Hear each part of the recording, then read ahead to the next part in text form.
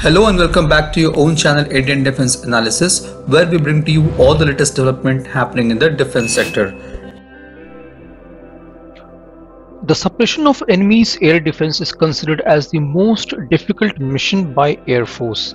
If any fighter jet enters into the range of an air defense, it has a very high chances of getting shot down with the surface-to-air missiles of the air defense system.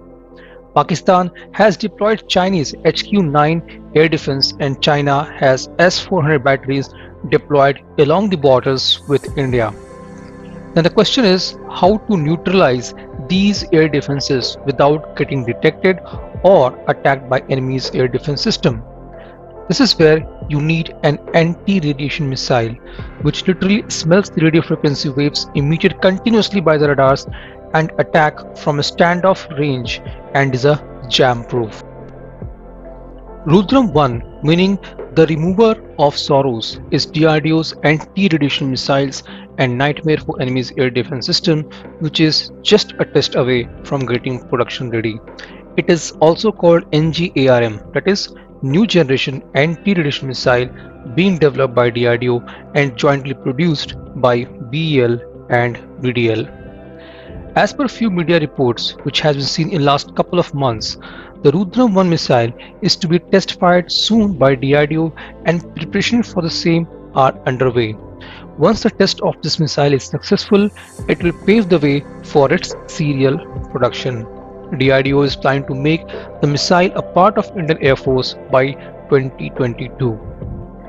The NGARM missile can be launched from a high altitude and very long standoff range. The missile has a range between 15 to 200 kilometers and can be fired from an altitude of 15 kilometers to 500 meters.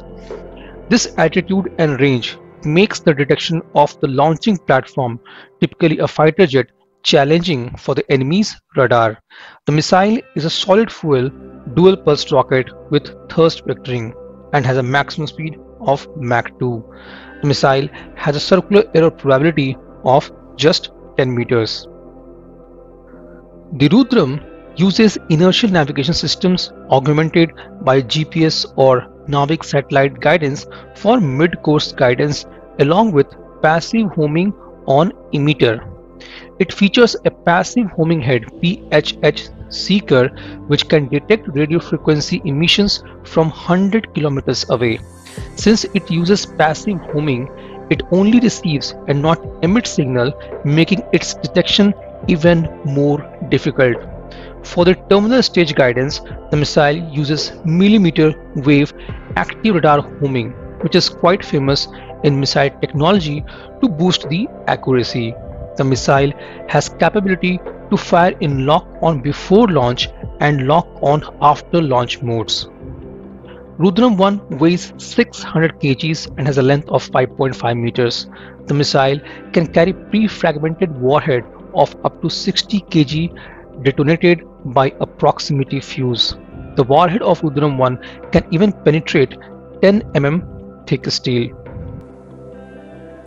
This was today's update. Please let us know what is your views about these in comment section. Feel free to post your comments and suggestions about any topic related to defense sector on which you want to hear from us. With this, I would like to say goodbye and Jai Hind friends. Please like and subscribe our video if you have not done already. We will be soon back with more interesting and amazing development happening in defense sector.